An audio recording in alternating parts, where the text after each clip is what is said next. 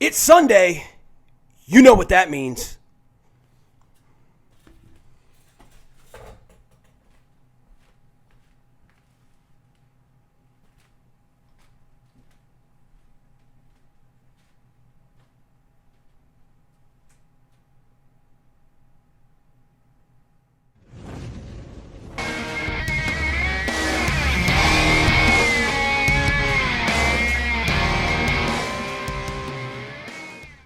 Welcome back, everybody, to another edition of the Eagles News Now podcast. I'm professional wrestler Chris Wilde, live from bar 4133 on a football Sunday. We are just hours away from the big matchup between the Philadelphia Eagles and the Dallas Cowboys. And yeah, this week was Dallas week. It really didn't feel like it with all of the holiday preparations that all of us had to do. And I hope everybody out there had a very Merry Christmas and great holiday. But it is Dallas week, or it was Dallas week. And today, the Eagles are in Arlington, Texas, getting ready to face the Dallas Cowboys. Again, just hours away. Now, we all remember the last time the Eagles faced the Cowboys, right?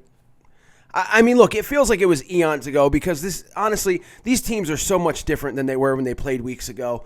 I mean, we start with the Cowboys. They had a guy named Ben DiNucci or John DiNucci or Ed Belushi. I don't know who they had, but he obviously wasn't a starting caliber quarterback in the NFL. And really was probably the only reason why the Eagles won that game, because they were absolutely horrible. It was one of the most unsatisfying wins, especially against the Cowboys, that I can ever remember. And, you know, a win against the Cowboys always feels good, but that one just didn't. It was right before the bye, and it felt like a loss as Carson Wentz played one of his worst games ever, and it was just a bad game for the Philadelphia Eagles. Now, the teams have changed. They've morphed into something different as Andy Dalton now is back at quarterback for the Dallas Cowboys. They've been playing better, including blowout against the Bengals and defeating soundly the 49ers last week. Again, both those teams kind of suck, so it's not saying much, but they did win those games. You got to give it to them. They're 5-9. The Philadelphia Eagles played a really tough Arizona Cardinals team. You wouldn't know if you watched the Cardinals play yesterday, but yeah, a really tough Cardinals team. Almost won that one, probably should have won that one, and then beat the best defense in the NFL when the Saints came to Philadelphia. Now, Carson Wentz is on the bench, and we know Jalen Hurts has started as quarterback and has had 2 weeks of really great football that not a lot of people saw coming. Now, against the Saints game, he was running around and got his feet working. But, you know, as far as throwing the ball, I think he only had 195 yards. The next game, no one expected him to throw the ball, and he had over 300 yards and a rushing touchdown. Of course, we talked about that.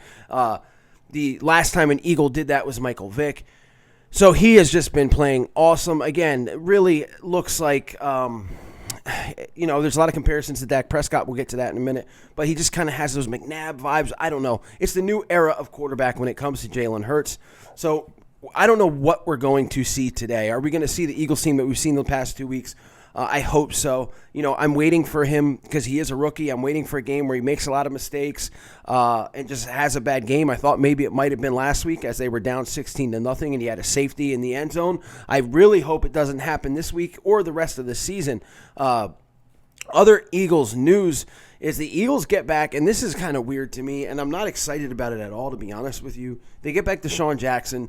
He is activated, will play today. As far as I know, again, we were a couple hours away. I'm wondering whose spot he takes. I hope it's not rookie Quez Watkins, who has just been on fire the past couple weeks. But he returns to the lineup, gives the Eagles another option at deep threat, and hopefully he can make it through the whole game. Now, Deshaun Jackson, I've poked fun with him throughout this entire year.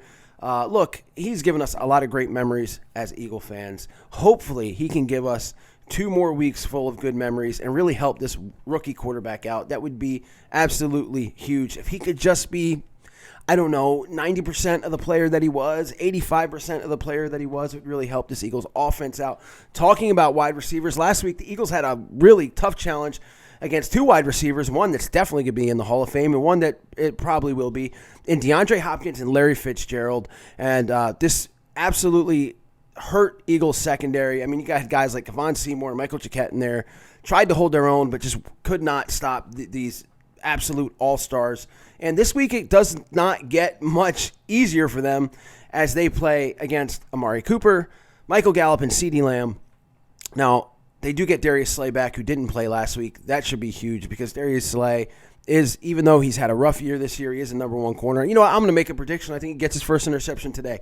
But he will be back. And I hope that Michael Jacquet plays at the number 2 because I have seen some good things from him. So the Eagles will get some help there. And they're definitely going to need some help from that defensive line. As Brandon Graham was named to the Pro Bowl along with Fletcher Cox, BG has been set at 7 sacks. I really hope he gets 10 this year. Maybe him and that defensive line can help put the stops to Andy Dalton. And I hate to say it, a kind of high-powered Dallas offense. I'm not sure if Ezekiel Elliott's going to play, but Tony Pollard has looked pretty good in his absence. So this is going to be a tough game. Now, on the defensive side for Dallas, they are without defensive tackle Woods, and Van Der Esch is not going to play either. Should be a little bit easier. They're bad against the run. Hopefully the Eagles can find a way to stick to the run and maybe have some big, huge plays with, again, guys like Jalen Reagor. Maybe this is the week he finally catches a bomb. Maybe Deshaun does something. I don't know. Maybe Ertz and Goddard can add in there, but it'll be interesting to see. As the Eagles will also be watching the scoreboard as Washington faces Carolina in Washington.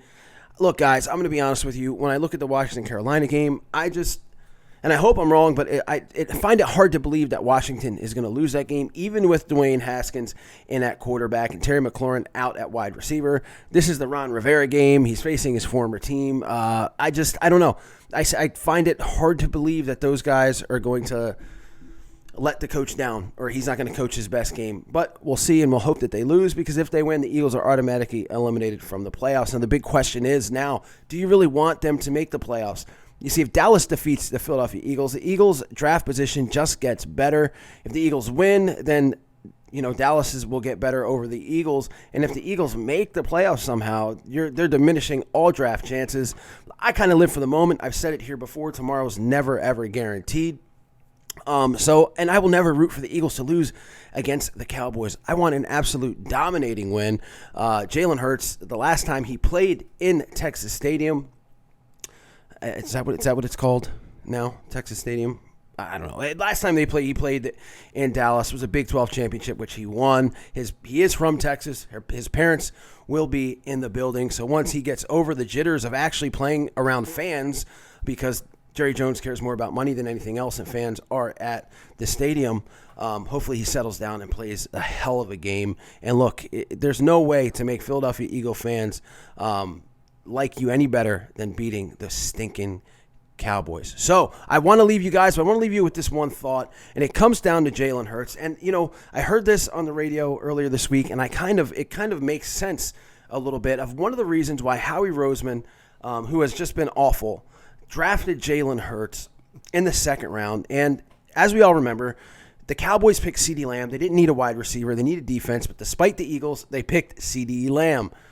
So in the second round, Jalen Hurts is sitting there. And apparently information has come out that Dallas was going to draft Jalen Hurts. They see a lot of Dak Prescott in him and thought that he would fit in well if they couldn't sign Dak. So also, after drafting Cee Dee Lamb is a former teammate of Jalen Hurts. It just made all the sense in the world for the Cowboys, and they would have been absolutely dangerous if you think about it now. And apparently, that's one of the reasons why Howie Roseman decided to scoop in and take Jalen Hurts, so Dallas couldn't have that potential awesome pairing of Cee Dee Lamb and Jalen Hurts, the next coming of Dak Prescott, or whatever you want to call it. I don't know. So I heard that. It makes a little bit of sense. I don't know. What do you guys think? Leave all your comments. I've been loving reading them all. Sorry haven't been able to get back to all of them. I will definitely do that this week now that this insane COVID Christmas is over. My prediction for this game, I'm not going to give a score. I do think that the Eagles will win this game. I think it's going to be close, but I think Jalen Hurts and Miles Sanders give them the little bit of a nudge over the Dallas Cowboys, and I do think our defensive line shows up to play as well. That's all for right now, guys. Stay safe, stay healthy, enjoy the game. F the Cowboys as always, and I'll see you later. Stud. I'm ballsy. I don't take no shit from anyone. I smoke my stogie anywhere I want. I don't have to find a hideout place like you. E-A-G-L-E-S Eagles! E-A-G-L-E-S Eagles! I need Eagle Nation.